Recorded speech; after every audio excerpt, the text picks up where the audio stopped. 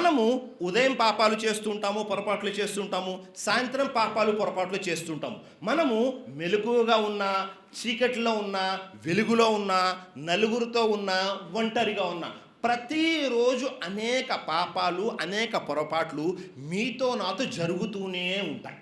మరి అలా జరుగుతున్నటువంటి పాపాల నుండి మనల్ని మనము కాపాడుకోవాలి అన్నా, ఆ పాపాలని చెరిపివేయాలి అన్నా కూడా మనము నమాజ్ అనేది తప్పకుండా చేయాలి. ఎందుకని? సృష్టికర్త అయిన అల్లాహ్ తఆలా తెలియజేస్తున్నాడు, వకిమిస్ సలాత తరఫఇన్ నహారి వజుల్ఫం మినల్ లైల్ ఇన్నల్ హసనాతి యుజ్హిబ్న సయ్యిఆత్. మీరు ప్రతిరోజు దినం ఏదైతే ఉంటుందో ఆ దినం యొక్క 2 అంచుల్లోనూ నమాజ్ చేయండి, మరియు రాత్రి గడియల్లో కూడా నమాజ్ చేయండి. ఎందుకని? నిశ్చయంగా మీరు ఏదైతే పుణ్యకార్యాలు చేస్తున్నారో దాని ద్వారా అవి పాపాలను తుడిచిపెట్టేస్తాయి. సుబ్హానల్లాహ్. మనము మన ద్వారా తెలిసి తెలియక, అజ్ఞానం కారణంగానో, నిర్లక్ష్యం కారణంగానో, బద్ధకం కారణంగానో, సుస్థి కారణంగానో మన ద్వారా జరిగే పాపాలు, మనం ఏవైతే నమాజులు చేస్తూ ఉంటామో, మరీ ముఖ్యంగా ఫరజ్ నమాజులు ఏవైతే చేస్తుంటామో వాటి ద్వారా అల్లాహ్ ఈ పాపాలని క్షమించి వేస్తాడు. సుబ్హానల్లాహ్. దీనికి మంచి ఉదాహరణ ఒకటి ఉంది. అదేమిటి అంటే, దైవప్రవక్త ముహమ్మద్ సల్లల్లాహు అలైహి వసల్లం వారు ఇలాగే మస్జిద్లో కూర్చొని ఉన్నారు. ముస్లిం షరీఫ్ యొక్క హదీస్. ఒక వ్యక్తి సహాబీ తిన్నగా లోపలికి వచ్చారు. వచ్చి రాగానే ఆ సహాబీ తెలియజేస్తున్నారు, ప్రవక్త, మదీనా యొక్క చివర్లో నా ద్వారా ఒక పాపం జరిగింది ప్రవక్త, మీరు ఎలాగైనా సరే నన్ను ఆ పాపం నుండి పవిత్రుల్ని చేయండి, పరిశుద్ధుల్ని చేయండి, అవసరమైతే నన్ను శిక్షించండి అని ఆ వ్యక్తి తెలియజేస్తున్నాడు. వెంటనే ఈ సంభాషణ జరుగుతూ ఉంది. ఆలోపే జోహర్ నమాజ్ సమయం అయిపోయింది. జోహర్ నమాజ్ అందరూ కలిసి చేసుకున్నారు.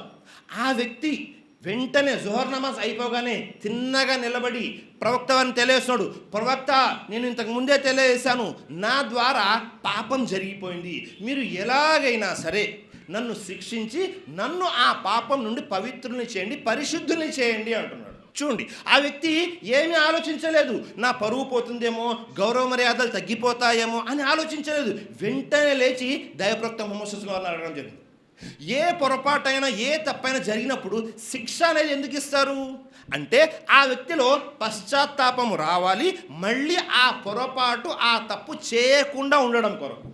సుబ్హానల్లాహ్. వెంటనే దైవప్రవక్త ముహమ్మద్ సల్లల్లాహు అలైహి వసల్లం తెలియజేశారు, ఇప్పుడు నువ్వు మాతో కలిసి నమాజ్ ఆచరించావా అని అడిగాను. ఆ ప్రవక్త, నేను మీతో కలిసి నమాజ్ చేశాను అనగానే ప్రవక్త ముహమ్మద్ సల్లల్లాహు అలైహి వసల్లం తెలియజేస్తున్నాడు, ఫఇన్నల్లాహ ఖద్ గఫర లక హద్దక ఔ ఖాల జంబక్.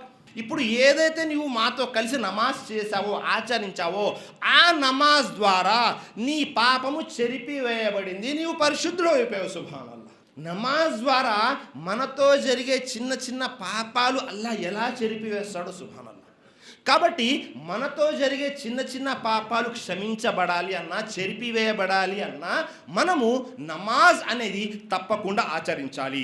అలాగే దైవప్రవక్త ముహమ్మద్ సల్లల్లాహు అలైహి వసల్లం మరొక హదీస్లో కూడా తెలియజేశారు, అంటే అస్సలవాతుల్ ఖమ్స్ వల్ జుమ్అతు ఇలల్ జుమ్అ వ రమజాను ఇలర్ రమజాన్ ముకఫిరాతున్ మా బైనహున్న ఇజస్తనబల్ కబాయిర్.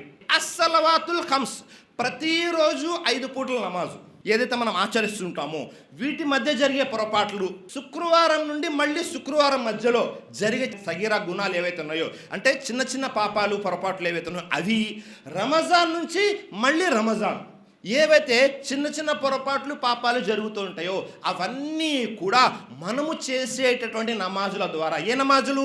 5 పూట్ల నమాజులు, జుమా నుంచి జుమాకి, రంజాన్ నుంచి రంజాన్కి, ఇవన్నీ కూడా అల్లాహ్ క్షమించి వేస్తాడు. సుబ్హానల్లాహ్. పోయిన శుక్రవారం నుంచి ఈ శుక్రవారం వరకు మనతో జరిగిన పొరపాట్లను కానీ, పాపాలను కానీ ఎవరైనా లెక్కించారా? మనం ఎవరూ లెక్కించాము. మనం ఏం చేస్తుంటామంటే, మనము అందరితో కలిసి ఇలా వెళ్తున్నాము, అలా వెళ్ళిపోతుంది. ఉదయం అవుతుంది, సాయంత్రం అవుతుంది. ప్రతిరోజు ఉదయం టిఫిన్ చేస్తున్నాము, మధ్యాహ్నం భోజనం చేస్తున్నాము, సాయంత్రం భోజనం చేస్తున్నాము, పడుకుంటున్నాము. ప్రతిరోజు పిల్లల్ని స్కూల్కి దింపుతున్నాము, మళ్ళీ తిరిగి వస్తున్నాము. ఇదే అయిపోయింది. మనము యంత్రాలలాగా జీవితం గడుపుతున్నాము. కానీ మనతో జరిగే పొరపాట్లను కానీ, పాపాలను కానీ ఏ రోజున మనం పరిశీలన చేసామో ఒక్కసారి పరిశీలన చేయండి.